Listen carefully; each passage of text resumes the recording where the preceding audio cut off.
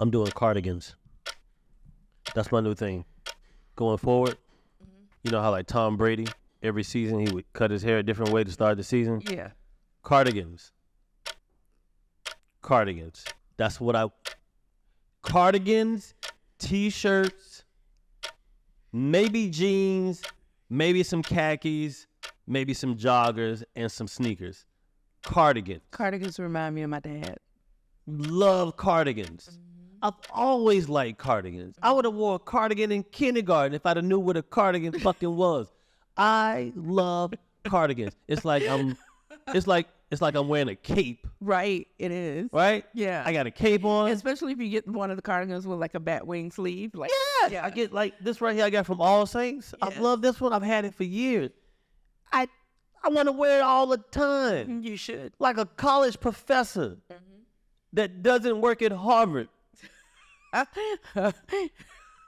No.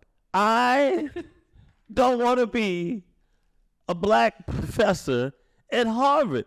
Harvard They is coming for you. Harvard is a cult. They coming for you. It's like Apple of colleges. If they don't like you, they be like, you can't be in the App Store. You can't sell on my block, bitch. Right. Your education ain't worth shit here.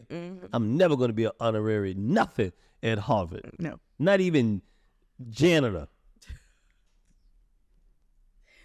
So you're not gunning for the Hasty Pudding Award, are you? I don't even know what the fuck that is. What's hasty pudding? I'm not getting into that with you. Hasty pudding award? We're moving along. Wait. It's a comedy award. For who? At Harvard? Yes, funny people. Hasty pudding award? Hasty. Hasty. What's the definition of hasty again? Fast. Fast. Pudding. Pudding as in pudding that you eat? Or is there another way? Is it for rich people, educated people, does pudding mean something else? Because when I think of pudding, I think of nursing homes. Well, I had pudding the other day. Nursing homes. FUMM. It's a club on the campus that accepts like all people from the school, and they like give like a Man of the Year award or whatever.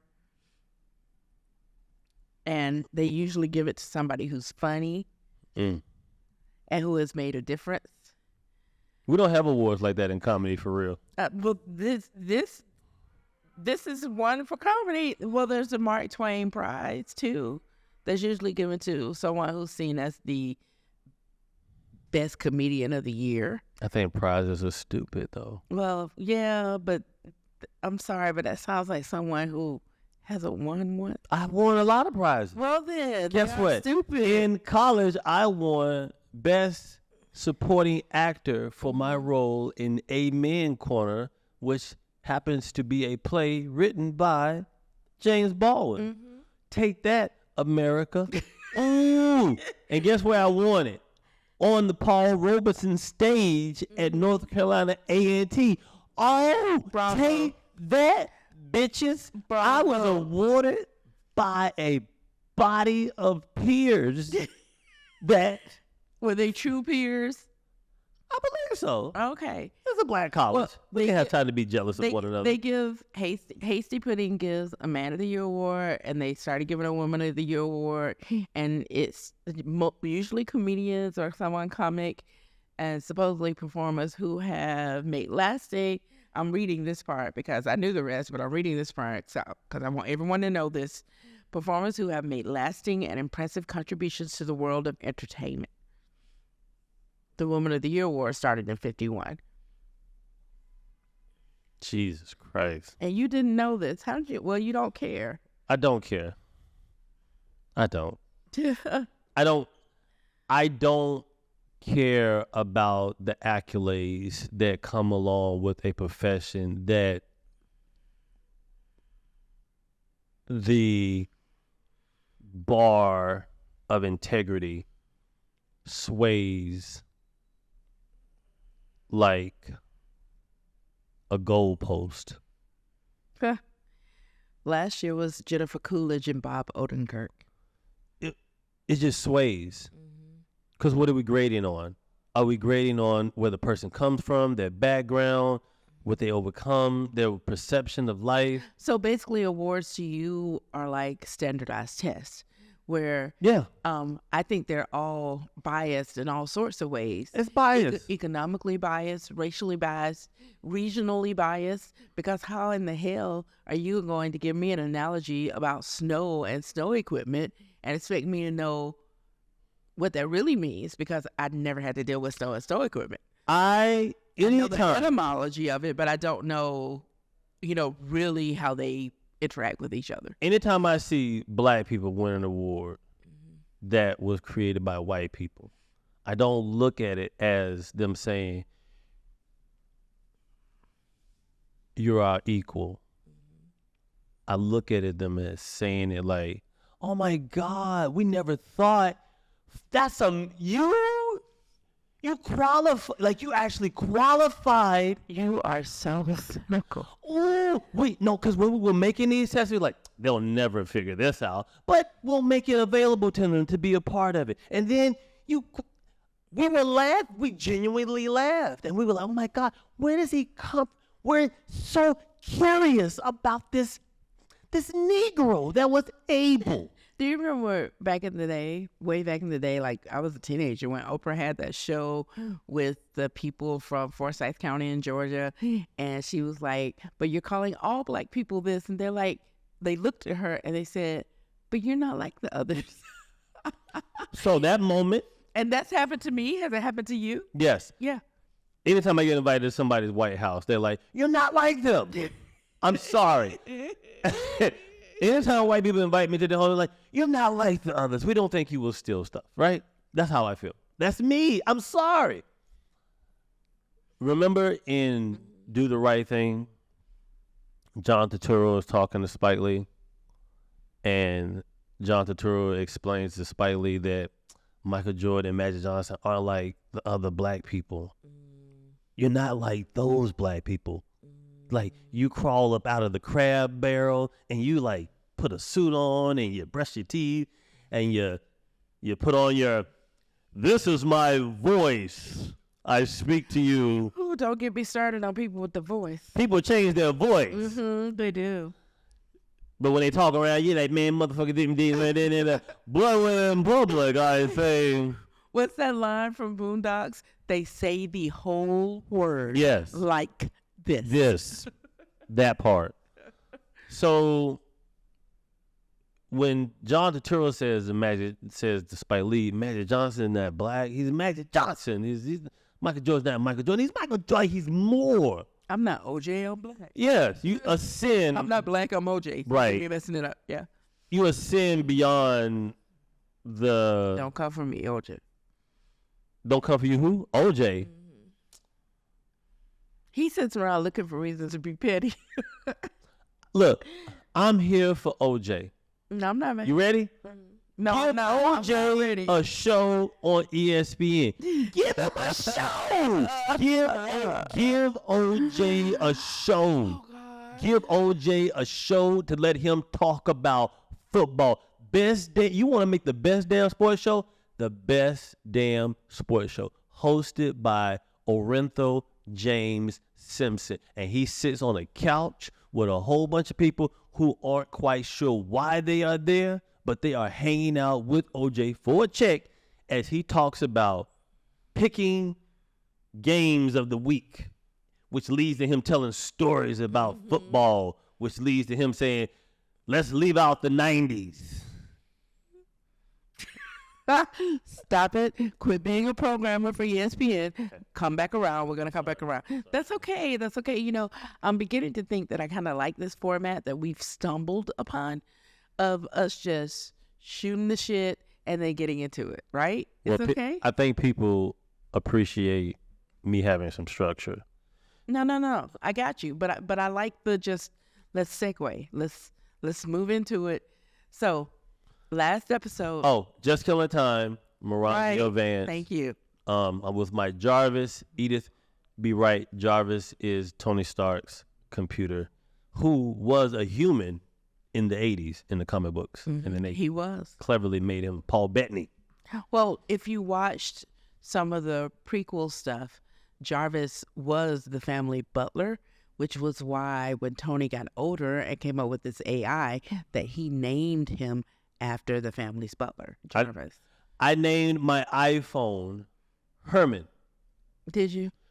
All my computer stuff is named Herman. And the reason it's named Herman is because when I lived in Charlotte, when I was in the 6th grade, 7th grade, 8th grade, when I would get off the school bus every day, we went to the corner store called Bitsy Bounty. Me, all the kids that lived in the apartment complex I lived in, we would go and play 10-yard fight, these shitty graphics, and Pac-Land. Love Pac-Land. If I could get the actual physical Pac-Land arcade, I would buy it. That would probably be one of the first things I purchase if money ever makes this a thing I get on a regular basis. Play Pac-Land, but all the kids would gather around. We put our quarters up there. Wouldn't eat because we wanted to play video games. We starved for video games. Put our quarters up there. Everybody would wait to play. But I would roast people while they were playing. I would make people laugh to take them off their game. A black man, bald black man who very baby-faced, bald-head man, like the Mr. Gaines from A Different World, the Mr. Gaines of this convenience store, Fellow ally.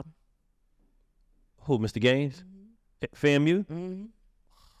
Why do I keep identifying myself over here? I don't know, but no one's going to look you up because no one gives a fuck about FAMU. Right, okay. Nobody cares about FAMU. Strike. You're wrong. Strike again. Y'all ugly. You're wrong. Man's colors. Anyway.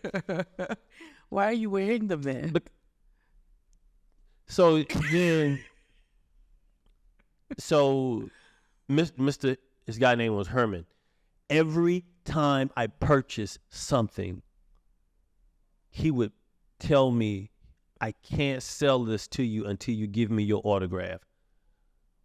On my dead grandmother, that I would move heaven and earth. I would take out somebody that has given birth to somebody I love to bring my grandmother back. My grandmother. That is dark. It's dark, but it's honest. I'm on some Doctor Strange. Open up the portal, cast a spell. Because Christine has to come back. Yeah, who is Christine? Oh, gosh. I was taking the Doctor Strange all the way out. Oh, okay. So this man would make me sign my autograph before he would let me buy anything. He told me, I was like, why are you making me do this? I would be angry. I just want to buy bubble gum. He would say, I see you. You're going to be famous one day. You're going to be big. You got to start practicing your autograph right now. I thought he was talking crazy, but he was serious. The line would be held up every time I purchased, because every time I would fight him on it and I would sign my name, he like, it's got to get better. He would make me improve my fucking penmanship. That's interesting because most autographs you get, after you get the autograph, you don't even know who signed it. No. He was like, people got to know who you are. I don't know where this man is today. I do not know. But I want to know more than anything because he saw me before I saw myself. Let's go on a quest. Black man, bald, quick talking dude named Herman worked at Bitsy Bounty on Batersford Road. He worked at a bunch of the Bitsy Bounties because they had different ones. No, Charlotte, North Carolina. Charlotte. Year? I'm 80s? Mid-80s? 90s. 90. Dude, you ain't that young. 90, 91. Okay. Yeah. So you were a teenager. Because it was around Hurricane Hugo time. Okay. Or 89. Probably 89. Anyway, but he worked there for years. Every day. I went to Coolwood Middle School at the time. I lived in Magnolia Gardens. Black dude named Hermit made me sign my name every fucking time I wanted to buy anything. I did it with my mom. Yeah. He did it with my mom one day. And he was like, nah, Miss Vance, you got to make him sign his name. And my mom thought he was just funny, flirty guy. This motherfucker saw me I would love to moderate a conversation between the two of you, and I need the internet sleuths to do what they do and just find him. He saw me. He saw me before my parents saw me. He saw you before you, like you just said. The kids would be laughing at him. He like, what are you doing? Man, y'all don't understand. If I fucking was present, if I knew how to fucking receive affirmations and shit at the time, what the fuck? I wouldn't be here right now, which I'm not against. Yeah. You say that too much. What? You're not against being here. I'm not against being here because it's a part of like, I've had something. Listen, a part of me may be self-sabotaging so I can have a story to tell. Part of me may be self-sabotaging because I don't want to deal with life in certain aspects. I may be self-sabotaging because it's fun sometimes. I don't know why. But this is a part of my journey. This is one. There's a multiverse. In another universe, I got my shit together. And I'm miserable. I think that... I'll be miserable regardless. Right. Quit taking the words out of my mouth because okay. I think misery is your friend. But okay. Hey, girl, how you doing? All the way back around again. Look, so is this man the one who saw you? Is like when I'm writing, especially when I'm writing fiction, sometimes I'll try to think of who I'm writing to, so it makes it easier to tell the story. Right. Is this man the audience kind of that you think of for any book that you would write? Like, are you writing it for him or to him? I'm writing this book to inspire with the hopes of, not even that. I just want to share the shit I've been through in a way that doesn't overexpose me to the point I can't walk amongst the people. Like, I just want to be able to tell these stories. Look, I'm a black man from the South. I grew up like this. I had self-worth issues, sexual trauma, parents divorcing, living in the South, trying to find love. I've been trying to find a wife since I was 6 years old. 6 years old. And then one day I was like, fuck that shit. But these stories where I meet men who have been through what I have been through, similar things that I have been through, and they can relate to it, but don't know how to talk about it, didn't think anybody else. It's like men with trauma is like mutants that don't know that other mutants are out there. They're like, yo, there's other mutants out there? You can walk through walls, bitch. That's crazy because I can see tomorrow. Like, whatever it is. I do shows. I get off stage. I knew I was on the right track. Mm-hmm. I'm not going to say the comedy club that I was performing at because it's a terrible place. Terrible place. People who shouldn't own a comedy club. I get off stage. I'm standing in the lobby talking to a comic. And then this guy comes up to me with his wife. I'm always worried that we're not recording. It's called PTSD. I have to make sure that we're recording. Okay, good. And we're at 19 minutes. Okay, good. Great. So I get off stage. I go into the lobby. I'm talking to this guy. White guy. Mm-hmm. Beard. Big dude. But he comes up to me and says after the show, man, thank you. White dude, Thank you. I appreciate everything you said. Man, you said some stuff I've been trying to say. His wife is standing right there next to him. His wife and like another woman. I don't know who the other woman was. But he's like, man, I understood and felt everything you were saying. And he said, I'm going to go back to therapy. I'm going to go to therapy. And his wife was like, we already tried therapy. He was like, yeah, but I get it now. Like, I see what it is, the way he talked about it. She kept trying to knock him or belittle him. This man asked me, am I saying it the right way? You know how they make fun of black people because we don't know how to say ask or asked? So the best way to make sure you're doing it correctly is to say the word ass, A-S-S, and do the K sound afterward. And that way, you always get it right. Ask. And pretty soon, you'll be able to just put What's the past tense of ask?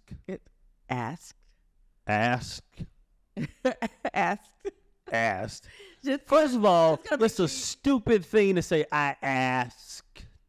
well, but you don't have to say it. That's the teaching method. That's the way you learn how to say it so that you're not out there saying, Don't try to tell me I don't belong in certain areas of society because I can't say a fucking difficult word that should have never been made in the first place. I'm not arguing. Just like a pudding award. Yes, I'm not arguing. I'm just telling you that I remember when I was going out for college interviews that my counselor at the time and the administration of the school was like, we're going to work on this particular word because sometimes when you've come from speaking with your friends, it seeps into your language. And so I actually got to sit down to teach me how to say the word ask. So when I first you're always going to hear my K. I'm going to explain that the white guy said, but when I first moved to LA, I had to get a speech coach because they couldn't understand me. Understand. South, lazy tongue, wasn't enunciating every word, rambling all the words together, saying funny stuff, but sound like all the syllables kind of mesh. slave, tobacco, auctioneer.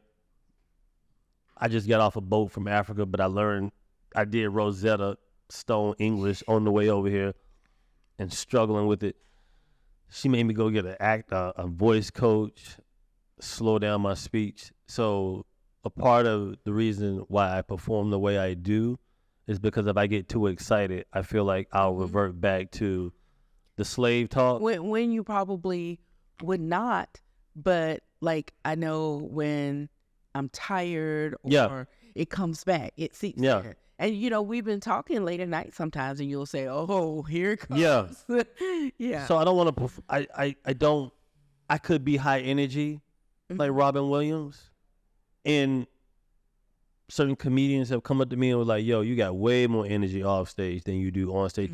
I do, but I also know that I don't want to get too excited, and I also don't think that jumping all on the stage, humping the mic, and using the microphone as a dick and crawling on the ground, all that ain't necessary for me to tell these stories. No, it's not. You get laughs without it. I'm trying to be A24. The A24 of comedy. I'm trying to be the A24 of comedy without unnecessary death or whatever. So I got a speech coach or whatever. And then back to the white guy. Okay, yes. He comes up to me. This man asked me, could he hug me? And I was like, sure. I didn't hesitate. He wanted to hug me because I made him laugh. I also made him feel seen and comfortable. And I say again, it's a huge, bearded, white man that looked like he may have a rifle rack on the back of his pickup truck. But at that moment, it didn't matter because I was happy that this man who did not feel like he had an ally or support or felt like he was seen was made to feel seen and hugged me in front of his white wife, who is probably going to bring that up again later because she can be like, and you hugged him. But isn't that what you go for as someone who's on the boards and you're talking to people and telling stories? You're going for a universality so that there's some connection made. I do. Audience. So why did that surprise you? Because it's a dream. Oh, interesting. It's a dream of like, man, it'd be nice if I could just exist and not have to defend my complexion, and I don't have to jump extra high to prove I belong. I don't have to have an exorbitant amount of followers for you to believe that I deserve or am able or worthy to be on a platform where you showcase talent. That part. Well, is some of that, you mentioned it earlier in an earlier episode, is some of that self-sabotaging? Do you stand in your own way sometimes because even though they may not be thinking it, you're thinking, oh my God, they're asking me to jump through this extra hoop that I shouldn't have to jump through? I absolutely believe that I'm doing both. Both things can be true. Everything for me now is Matthew McConaughey behind the bookcase trying to get Matthew McConaughey's attention, trying to get Murph's attention. I am in this room. On the outside of this room, there is a floating entity of myself trying to get my attention to say, dude, I've been where you think you want to go. That fucking ain't it. But this version of me is like, but if I don't get to see my kids. If I don't, then my mother doesn't get to have this. And if I don't, I'm always going to be looked at as that. If I don't do these things. So outside pressure. And my outside, the entity on the outside is like, yo, trust me. Fuck those people. Fuck all of that you think matters, because it don't. Because you're unhappy, and you're going to be unhappy even after you give everybody what they want, because it still won't be enough because you didn't do it the way they wanted you to do it, or it took you too long to do it, or it's too late now. So that's why, like, fuck them. Right. But that's why I brought up before, like even when we first met, I brought up before, and I bring it up again and again and again, is that happiness isn't the destination, though. It's not like you're going to get whatever you think you want and then suddenly you're going to be happy. You have to find the happiness within the journey. That's the plot of Soul. That is the plot of books by Camus and Frankl and all these German existentialists that I've been trying to get. Oh my God, I should have been born in Germany. I'm such an existentialist. I am. Oh, existentialism doesn't end in Germany. Like it's abroad.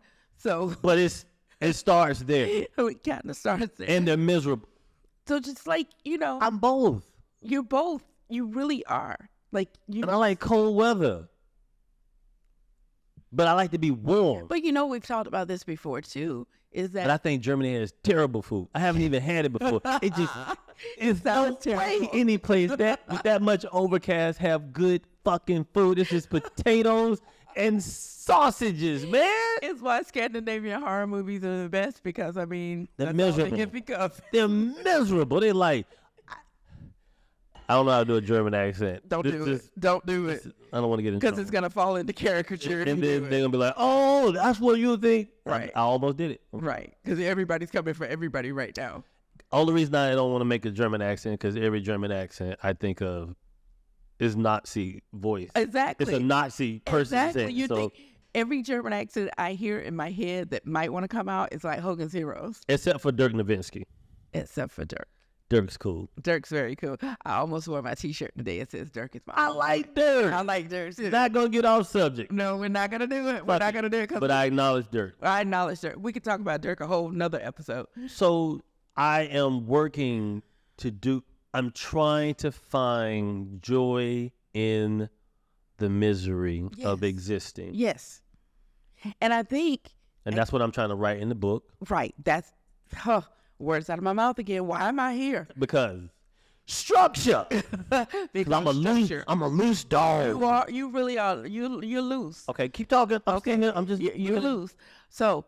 Oh, we're at 29 minutes. Okay. So we got to wrap it up. Latter-day Saints. Okay. We're going to wrap it up in this minute. So what I want you to think about for next time is that we've explored why, right? Right. We've explored why you want to write a book. We've explored even a little bit, like, if you should. I think the next time we talk, maybe we actually put some structure down and come up with what we think should go in a book. How is it a series of books? Is it one and done? Is it a book that's going to be a companion to something else? Like, what exactly are we doing here? So the next time we talk, maybe it's less about feelings and where we've come from and where we think we're going to. We're going to talk about how we're going to get there. Does that work for you? It does work for me. Can we kill some time doing that? We can kill some time doing that, and I want to acknowledge a few things so we can do some House clean. house cleaning. Housekeeping. Housekeeping. Yeah. During the holidays, I jumped into Lake Tahoe in the lake, which was anywhere between 35 to 40 degrees. I did what they call a cold plunge, jumped in that shit. Lake Tahoe has the cleanest, most beautiful water I have ever seen in my life because I have not been out of the country. But I'm sure there's other places that have better water because I'm sure there's other places better than America. I am in the process of reading Bell Hooks, All About Love. It's very insightful. Oh my God. I'm not above it. I'm not above reading a book by a feminist, but she is good. The way she explains love, woo, we doing it wrong. Like I'm breathing. And apparently I shitting because you have to buy a seat to put under you so you can look like a bird sitting on a perch. Squatty potty. That's Shit. because people don't have strong enough leg muscles to do it like they tell us. Oh, everybody should be an NBA ball player with a short toilet. That way we don't have to buy a fucking potty, the seedy squatty potty, whatever. Anyway, jumped into the lake, ended out the year with shows with Daniel Tosh, who was a good friend. I am currently reading I had to do this for the comic book people. I'm currently reading the reboot of The Punisher, and it's ass. Is it? They rebooted it. Who's writing? I'm not saying it. Okay, heard, because you said it was ass. The writing is good if the story was original. They rebooted it because they took the original Punisher, Frank Castle. He's in Weird World. That's the creativity of where we are now. He's in Weird World, hanging out, and there's a new guy being the Punisher. And surprisingly, his storyline is exactly like Frank Castle. His kids and family were murdered too, so now he's trying to figure it out. Come the fuck on. Are you shitting me? Did you just remake a song verbatim? You just put eyeliner on. Jesus Christ. The suit is different. That's the only thing different. The guy is different. The suit is different. The origin story is the same. It's just going to be different villains in different parts of the universe, and where this guy goes out and does his version of John Wick, or John Wick did his version of this. Whatever it is. I'm reading Punisher. I'm reading Daredevil. I don't know how I feel about Daredevil right now. I'm reading Thor. I don't know how I feel about Thor right now. I'm going to try to read Spider-Man Gang War. I don't know. I have the new Call of Duty Modern Warfare 3. I think it's a great game for people who like to camp in a corner. You pay $70 for a video game and you're just going to sit in a corner and just wait to shoot people. You can move to Baltimore and do that. You don't have to do it on a video game. You can sit in a corner and wait for people to try to come and kill you. But I like it. I do want to do a whole episode where we explore and discuss the story behind these gamer tag names, because they are very telling about the person who I am competing against. Yes. It's a lot of sexual pent up frustration in the gaming world. Very true. You're on a video game for 8 hours and you wonder why. Oh yeah. There's I used to teach this class on I used to teach a hip hop class, and one of the things I talked about was naming yourself, being intentional about the naming. Ooh. Because if you're not, Just hold it I'm gonna for hold the it. gamer I'm gonna tag hold it for episode the gamer because tag. it's a whole I want to discuss. Yes, It's dark. yeah, it is. It's a guy's world. It is. It's a disgusting. Mhm. It's a slimy guy's world. Guys make everything nasty. I don't know why, but they do. But now women think they have to make things nasty in order to be as successful as men, and you don't have to. But that's not my place because I don't speak for women. Anyway, I just killed some time. We killed some time. Thank you, Edith. Be right. Oh, podcast, just killing time at Gmail, JKT podcast at gmail.com. Edith also had a suggestion. Edith said that if you have questions for me that you would like her to ask me without me knowing that they are coming, you can email her at Edith B, letter B, right, the word right, WRITE at gmail.com. And she'll ask me that stuff if it's appropriate. And if she thinks that I won't cuss her out, if she asks me a question that she know goddamn well she shouldn't ask me. Happy New Year. Gatekeeping. Gatekeep my own shit. Okay. God damn, we go on. We do. I try to pull you back.